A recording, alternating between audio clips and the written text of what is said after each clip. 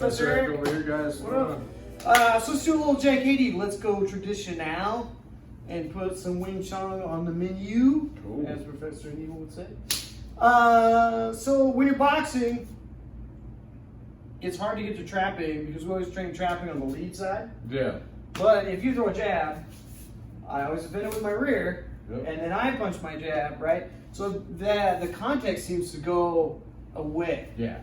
If you understand how to do trapping though, like you throw the jab again, on the outside, I should be able to find the reference and trap. On the inside split entry, I should be able to trap. If I hit low, I should be able to trap. So you want to have more than just a high outside reference. And this is to get you working on anytime the opponent parries.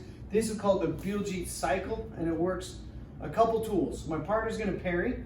I'm going to create a wedge, trap, and Biu Jeet, which is the eye gouge, and he's just going to parry again. So it's pretty simple, but it gets the feel. That's what's important in Wing Chun and like grappling, is like the repetition of the tactile feel. What does it feel like? Because that's what you're responding to. You shouldn't be responding by your vision because you're going to be late. Sight is always slower than touch.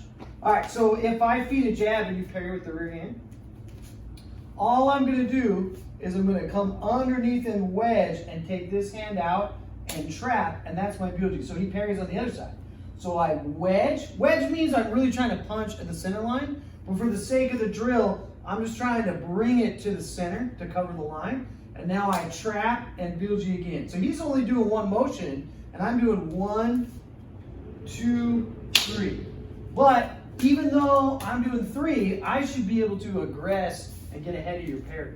But we'll just play it just a couple times. So you parry one, I wedge, you parry the other one.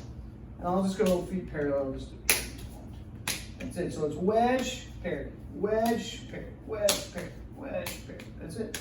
That's it. So what you can take out of this, right, is eventually, sometime I might feed a cross and he parries and I'm able to angle off, cut over the top, find your counter. But you just need that little feel. So if you give me a straight punch, so I parry it, you come underneath, and you just use fingertips. Oh, you just try to make that straight and bring your right elbow in. Yeah, see now I gotta hold up your weight. And now you're gonna trap with your right hand, and see that's right there. So I'm gonna parry, and now you come underneath. Wedge, like trap and hit. Wedge. Yeah, so you're moving me back because there's a lot more for me to kind of hold up the structure. So that seems that you're finding that triangle right yeah, there, exactly. basically. Yeah, so you're already in. And then trap and hit. That's it. That's it. So if I go, see this should become like body weight, and it should be super fast.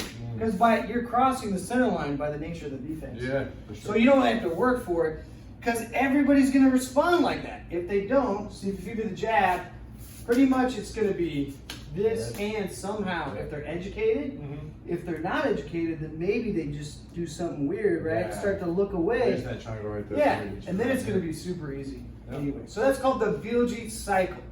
So one more time. So say I Biu Jeet parries, I wedge and I just go straight in. I'm not really trying to punch right now. And now I trap and turn it over. Traditionally, they might also see it as Tong Sao. So my elbow's right on the center, and then as soon as I touch here, it's gonna flip over. So I've seen it both ways. I like the wedge, but Tong Sao is good. Tong Sao is good because it's real obvious. Do the Tong Sao one because the elbow naturally points in more? Is that why they're trying to do Yeah, exactly. It points in more, and then if I go here, if I do a terrible Tong Sao, it's hard to cheat. See, if I go like this, it went too far. Now you should hit me. That's you. Yeah. That's it. So, but if it's loaded to the center, now it makes more sense.